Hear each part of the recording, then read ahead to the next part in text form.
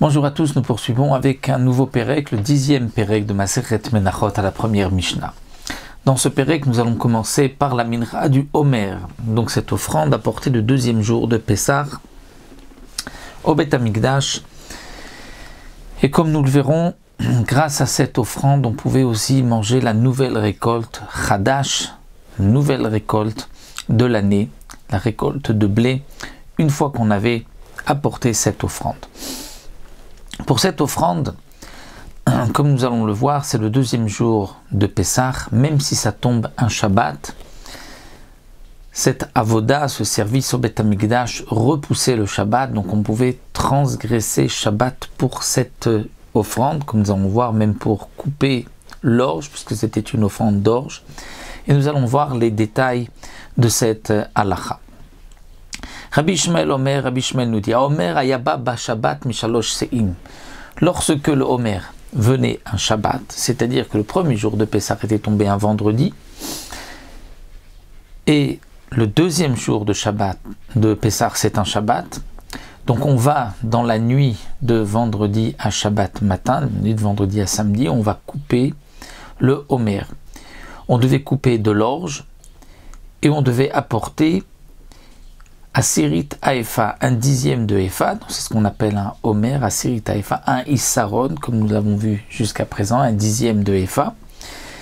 Et il venait, si c'était un jour de Shabbat, Mishalosh Se'in, c'est-à-dire de 3 Se'in. On coupait une quantité de 3 Se'in d'orge, et de ces 3 Se'in, on allait obtenir, on allait garder, après avoir bien sûr tamisé l'orge comme il fallait, on allait obtenir un Issaron. Ou Bachol, et si c'était un jour de semaine, Mechamesh, c'est-à-dire qu'on allait couper 5 Se'in, mais on allait de ces 5-là encore et encore tamiser afin d'obtenir un Issaron. Pour les Chachamim, peu importe si c'était Shabbat ou un jour de semaine, c'est toujours 3 Se'in que l'on va couper et on va prendre de ces 3 un Issaron. Alors le Barthénoura nous explique quelle est leur machloket. C'est que pour Rabbi Ishmael, un bon Issaron, donc cette mesure, on va pouvoir l'obtenir sans trop se fatiguer, c'est-à-dire sans trop la tamiser, de 5 Se'in, de cette quantité de 5 Se'in d'orge. Mais si on va beaucoup tamiser, alors même si on n'a que 3 Se'in, on pourra obtenir ensuite un Issaron comme il faut, de bonne qualité. Un jour de semaine, il faut amener 5, parce que c'est ainsi que on va obtenir une meilleure farine.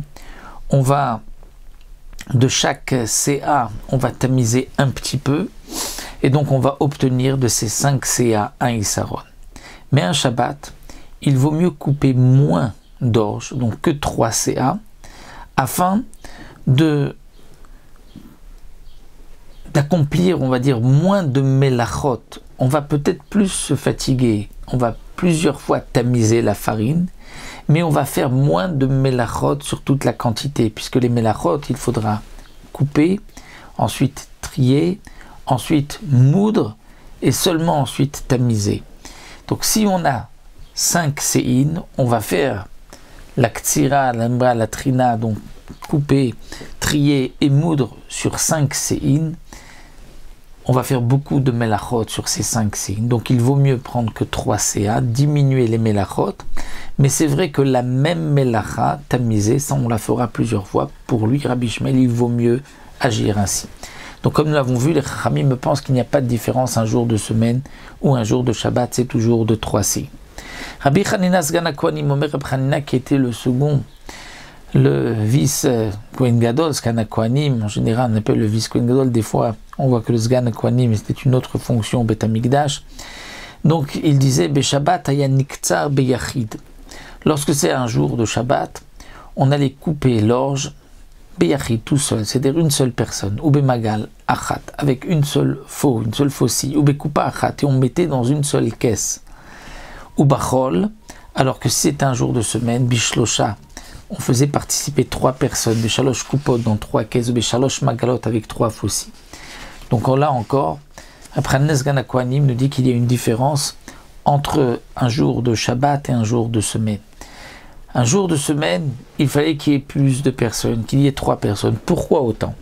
Alors le Barthénoura nous rapporte un petit peu ce que nous allons voir par la suite. C'était le problème, la grande marloquette avec les Tzidokim, les Sadducéens, qui n'étaient pas d'accord avec les Chachamim, mais ça, Bezrat Hashem, on le verra dans la 3e Mishnah, exactement quelle était leur marloquette entre les Sadducéens et les Chachamim. Mais pour les Sadducéens, ce n'était pas le 2e jour de Pessah que l'on apportait l'offrande du Homer, mais c'était le dimanche qui suivait Pessah. C'est-à-dire si Pessah tombait un autre jour de la semaine, le dimanche était toujours ce jour-là où il fallait apporter le Homer. Pour les Chachamim, non, c'est le 2e jour de Pessah, peu importe quel jour de la semaine cela tombe.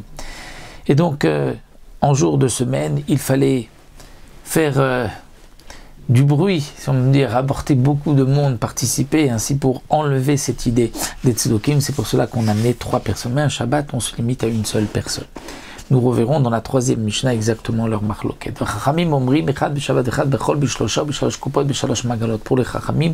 ne fait pas de différence entre Shabbat et un jour de semaine, c'est toujours 3 personnes, 3 aussi et 3 caisses dans lesquelles on mettait l'orge pour cette offrande du Homer. Donc voici pour cette première Mishnah, nous verrons la suite avec donc aussi cette marloquette des Sadducéens, des Tzedokim dans la 3e Mishnah.